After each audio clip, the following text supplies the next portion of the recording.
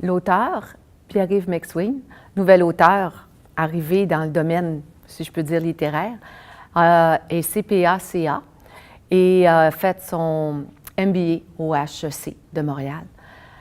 Jusqu'en 2013, je vous dirais, qui était 2015 peut-être même, était tout simplement connu de ses étudiants parce qu'il est un professeur au Cégep de l'Assomption en gestion.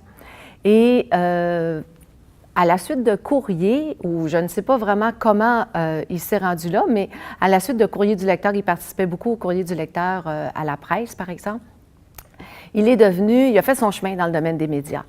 On l'entend tous les matins pratiquement à l'émission de Paul Arcand, Chronique financière.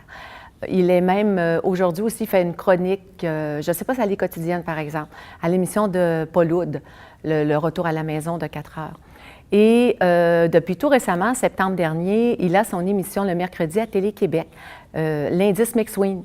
Très intéressant, très facile à suivre, dynamique, à l'image finalement de l'auteur en question. Le livre que j'ai choisi, en as-tu vraiment besoin? Je crois que ça va être le livre qu'on va retrouver dans le bas du sapin de Noël à Noël prochain. Un livre de 368 pages, écrit en 42 chapitres, ce qui fait et 42 sujets différents, ce qui fait qu'on a l'impression d'avoir 42 petits livres de chevet. Et qu'est-ce qui est intéressant dans ce livre-là, c'est que par rapport au sujet qui t'intéresse, tu peux aller consulter le volume par rapport à toi, qu'est-ce qui t'intéresse. Si jamais c'est l'endettement, la carte de crédit, les assurances, bien, il y a un chapitre sur tous les sujets que je viens de mentionner et évidemment bien plus.